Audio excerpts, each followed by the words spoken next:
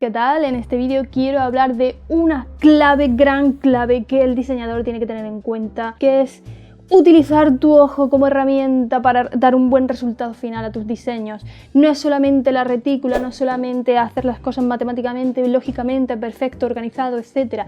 Es tu ojo aquí el que manda. Y es que el ojo tiene que estar ahí para todo. Si vas a hacer logotipos, si vas a hacer pues iconografía, o vas a combinar colores, o incluso vas a hacer una tipografía, ahí realmente tiene mucho trabajo, ¿eh? Hay cosas que por muy lógicamente bien que estén hechas, luego el ojo no lo va a percibir así. Entonces es por eso que hay que hacer esas pequeñas correcciones, adaptarlo, y es precisamente tu ojo el que hace que adapte todo eso para que salga un diseño al final ¡guau! Precioso, queda perfectamente armónico, ¿no? Y para evidenciar que esto es así, voy a poner algunos ejemplillos para que se vea claro. Serían ejemplos en cuanto a forma, separación, alineación, color, tamaño. Así que vamos a ver el primero, que sería en cuanto a forma. Primer ejemplo. El logo de Hangouts de Google. Esto es básicamente un círculo céntrico con otro círculo lateral más grande, y luego le hago un corte de queso y ya está, y ya tengo el logo. La realidad es que si hacemos esto, el resultado va a ser este. Si lo comparamos con el que realmente es el logo de Hangouts, hay algo sutil que cambia, ¿verdad? No sé si se da uno cuenta o no. No sé si cuesta mucho verlo, pero fijarse en esta curva de aquí. No es igual que esta otra curva de aquí, ¿eh? Yo veo que la curva que se ha hecho matemáticamente perfecta, lógicamente perfecta, se queda algo caída en comparación con la original. Si solapamos una encima de la otra, veis que la que está lógicamente construida tiene la curva más caída, se ve que está más caída, ocupa más. Y no solamente ocurre con esta curva, sino que con esta también está más caída. La persona que ha diseñado esto lo que ha hecho ha sido rebajar esas curvas para que se venga la figura en su totalidad mucho más hacia arriba, para que la curva esté más voluminosa. La cosa es que nosotros podemos partir a hacerlo de esta manera como hemos hecho la figura pachucha. Lo que pasa es que luego tienes que hacer esos pequeños retoques de me da la impresión de que la curva está un poco caída, me da la impresión de que tengo que rebajar aquí o allá. Eso ya se hace con el ojo. Otro ejemplo de Google, la G del favicon de Google. Dices, esto es un aro, y luego con el grosor de ese aro creo una asta horizontal partiendo desde el centro para hacer el brazo interno de la G. Y luego desde el centro torno 45 grados y hago el corte final para separar una parte de la figura de la otra. Y dices, pues ya tengo la G. Pero la realidad es que eso no es así. Si solapamos una encima de la otra, vemos que la original se viene más para adentro, no es un círculo, o sea, no es un aro perfecto. El bracito de la G se viene más hacia adentro. ¿Cuál parece más círculo? Esto parece más círculo, aunque no es un círculo, que esta parece como que se está achatando un poco. Porque esta parte de aquí se quiere ir más afuera que esta otra, entonces da esa percepción visual. Y este corte de aquí básicamente, pues bueno, vamos a separarlo un poco para que no quede tan junto. Pero luego después hay otro pequeño detalle, que es el detalle del bracito interno de la G. No tiene el mismo grosor que el trazo uniforme de la curva de la G. Esto es una cosa que se hace en tipografía, que es que los trazos uniformes en forma de curva se ven más finos que los trazos que son horizontales o verticales. Por eso tienen que compensar, hacer en una misma figura, si tienes un trazo uniforme en curva, pues eso lo haces un poquito más grueso que el trazo que sea horizontal o vertical. Que es básicamente lo que están haciendo aquí, están compensando un poquito ese trazo en horizontal con respecto al trazo de la curva. Son detalles que realmente cuesta ver, ¿no? Pero están ahí. ¿Veis? Por ejemplo, en esta otra tipografía, este círculo es el mismo, o sea, tiene el mismo tamaño que este otro círculo, Pero sin embargo, ¿veis? Este trazo horizontal lo compensan y lo ponen un poquito más chiquito, porque si no se vería más gordo en comparación con la O. Y sin embargo, aquí todavía lo hacen más fino en este trazo, el de la I, que es un trazo que está inclinado. En el inclinado todavía lo tienen que compensar más, porque si no se vería más gordote. Para hacer un poco la simulación, mira, este sería el caso en el que hacemos que todos los grosores tengan el mismo grosor, y aquí estaría compensado. Este es el que tiene menos grosor, este es después, y luego después este es el que tiene más grosor de todos. Es un cambio muy sutil, pero está ahí. Esta T y esta X en comparación con la O están más gorditas, sin embargo aquí está más compensado. Vámonos ahora a ejemplos en cuanto a separación. Por ejemplo, en el interlineado en texto es común que a veces surjan algunos pequeños descuidos. Para quien no sepa qué es el interlineado en texto, básicamente es la distancia que hay entre una línea de párrafo y otra. A veces algunas líneas pueden estar muy juntas y eso no sería bueno para el interlineado, no sería bueno para la vista, o otras pueden estar muy separadas y eso tampoco. Hay que buscar la posición cómoda para el ojo. Es muy común que en programas como el Word o el Google Docs o incluso en los enfocados a diseño como InDesign o Figma te den un interlineado que por defecto no funciona muy bien. Por ejemplo, estamos en Figma y este es el interlineado por defecto de un párrafo de la fuente Roboto. ¿No se ven un poco apretaditas las líneas del texto? La regla suele ser darle un espacio del 150% o el 200% del tamaño del texto y dependiendo de la fuente pues le pondrás un porcentaje u otro porque no en todas las fuentes funciona igual el mismo porcentaje. Ya lo ajustas con el ojo. La cosa es que en textos como 3 veces más grandes, o sea en títulos, suele ser al revés. Hay que rectificar haciendo más pequeño el interlineado como por ejemplo el 50%. ¿Veis? Aquí se vería la diferencia entre ambos.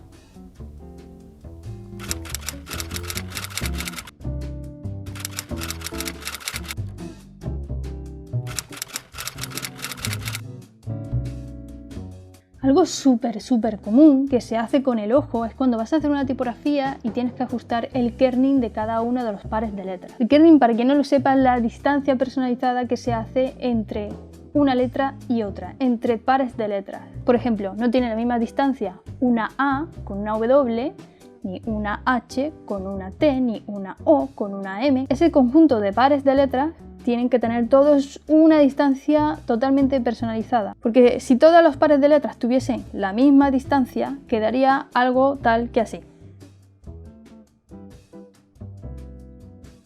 Básicamente letras que no saben ponerse en fila o un coro que está cada uno por su lado. Yo canto tú cantas Por eso hay que customizar la distancia entre pares de letras. Así, customizándolas, pues ya quedaría un resultado bastante más armónico, ¿no? Se ve. Y otro último ejemplo con respecto a la separación. Depende del color que estemos combinando, ahí puede darse una sensación de que las cosas están más juntas o más separadas. Por ejemplo, este texto que pone logotipo, si está sobre fondo blanco y si está sobre fondo negro, el mismo texto no se ven iguales. Puede ser que cueste un poco verlo, pero el logotipo sobre negro parece que está más juntito todo, parece que cada letra está más juntita una con la otra. Por eso a veces gente que es muy purista, muy sibarita, cuando hace un logotipo, cuando lo va a poner sobre negro, hace mini pequeños ajustes, como separarlo un poquito más porque se está juntando. En este caso de logotipo, pues dices, aquí a lo mejor no merece la pena, ¿no? Pero si hay detalles todavía más pequeños, más concretos, ahí todavía se nota más. Por ejemplo, en este gráfico de esta mano, aquí sí que se nota un poquito más, ¿verdad? Aquí se nota que estas líneas entre los dedos están más pegadas que en la versión que está sobre blanco. Te puedes estar preguntando, ¿realmente merece la pena tanto estos pequeños detalles para lo mínimo que está cambiando? ¿Realmente? Pues dices, bueno, a lo mejor para algunas cosas no merece la pena, ¿no? Pero para otras sí que merece la pena si vas a hacer cosas de cierta envergadura. Por lo menos hay que ser consciente de este tema. Vamos a ver ejemplos ahora con respecto a la alineación. Típico ejemplo con respecto a la alineación. El logo de Google. ¿Cuál de ellos tiene el triángulo alineado con respecto al rectángulo? Pues la realidad es el que parece que está alineado, ese no está alineado. El que está alineado es el que parece que no está alineado. En fin. ¿Y esto por qué pasa? Pues porque es que el triángulo, la forma que tiene, es un poco tricky. Visualmente, la parte que nos pesa más para el ojo, lo que llama más la atención para el ojo, es la parte que ocupa más espacio. Esa parte precisamente es la parte de la izquierda, ocupa más espacio que el pico ocupa muchísimo menos espacio. Por lo tanto, esta pieza se hace más pesada en la parte izquierda. Entonces esta pieza, cuando la centramos con respecto al rectángulo, va a querer irse para la izquierda porque es la parte que le pesa más, por eso hay que compensarla un poquito. Otro ejemplo, vamos a alinear estos iconos a ver qué tal. ¿Parece que están alineados? Porque a mí me lo parece poco realmente. Se tienen que alinear, por decirlo de alguna manera, con el objeto padre de cada uno de esos iconos, que en este caso es ese cuadrado que sujeta las distintas piezas que hay alrededor. Porque el cuadrado es la figura que tiene un fuerte peso visual, de ahí que haya que alinearlo sin tener en cuenta el total o el ancho de los iconos. Ejemplos todavía un poquito más sutiles. Por ejemplo, en esta fotografía de esta chica tomándose un yogur está alineado con los párrafos de arriba, el título de arriba. Lo cierto es que sí que están alineados, pero no lo parece. ¿Y por qué no lo parece? Pues la cosa es porque, parecido a lo anterior, aquí lo que más pesa no es el conjunto de toda la imagen, con la chica y con el solito aquí o lo que sea que tenga por aquí. No es el conjunto, es la chica lo que más pesa, es su cara. Entonces tendremos que estar alineando la parte de arriba, el párrafo y el título con respecto a su cara, con respecto a lo que más pesa del conjunto de la imagen. Si lo alineamos con respecto a su cara, pues este sería el resultado. Aquí parece que está más alineado. Si lo comparamos con el anterior, ¿cuál parece que está más alineado? Pues sí. Y el último ejemplo es uno sutil, que a nadie le importa, otra vez sobre tipografía, que esto es muy difícil de ver, pero fijaros que en ozono, que la línea de base, ahí no tenemos todo alineado, no está todo alineado. Las N's están alineadas con la línea de base, pero sin embargo las O's no están alineadas. ¿Por qué pasa esto? Pues un poco parecido por lo anterior, porque la N y la Z acaban en recta, acaban en trazo horizontal, sin embargo las O's acaban en curva. Curvas pesan menos que las rectas, pesan menos para el ojo, por lo tanto compensan bajándolas un poquito, para que así sí que realmente para el ojo parezca que esté alineado. Esto es un detalle muy sutil y si pongo el ejemplo en el que no están alineados, pues cuesta bastante verlo, pero bueno, así un poco se puede intuir que las O's están como un poco más etéreas que en el ejemplo en el que no están alineadas, lógicamente, sino sí con respecto al ojo. Vamos a pasar ahora a tamaños. Por ejemplo, este icono a este tamaño se ve bien, ¿verdad? Pero si lo achicamos, ¿qué pasaría?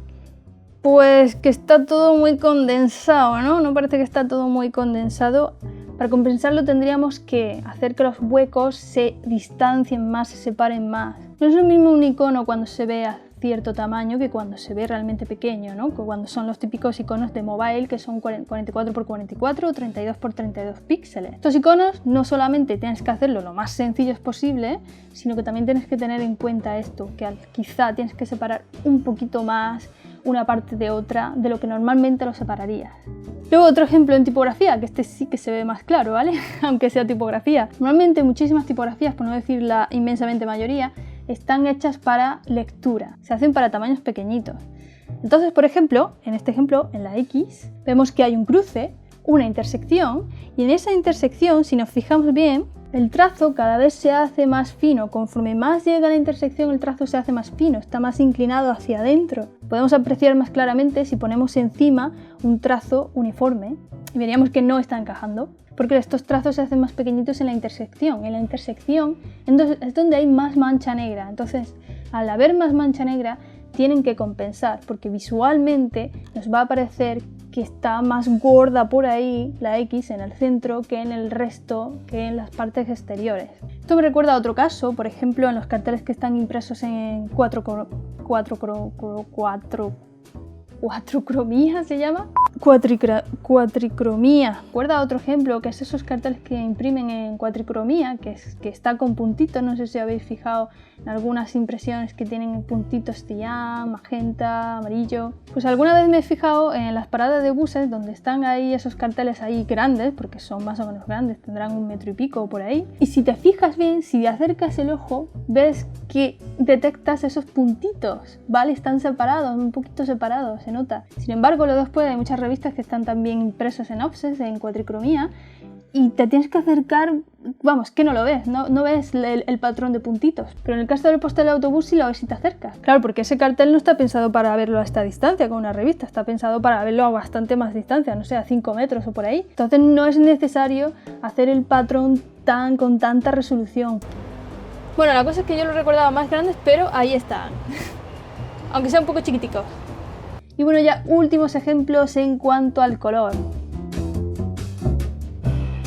En En un ejemplo anterior, porque todo aquí está relacionado, en la separación hemos visto que sobre fondo negro o sobre fondo blanco las figuras no se comportan igual. Sobre fondo blanco están más delgadas y sobre fondo negro están un poquito más anchas. En tema de color es muy común que la gente quiera hacer el mayor contraste posible, porque cuanto más contraste mejor se ve todo, ¿no? Mejor se distingue todo. Pero a veces ese excesivo contraste puede ser un poco dañino para la vista. A lo mejor si vas a ver un cartel, una cosa así creativa, casual, pues dices, genial, contraste, todo lo que quieras. Pero luego después, si vas a usar una interfaz, por ejemplo, la interfaz tienes que estar ahí continuamente, le doy aquí, voy aquí, tienes que concentrarte, tienes que estar mirando continuamente. Entonces ahí el máximo contraste se puede hacer un poco pesado.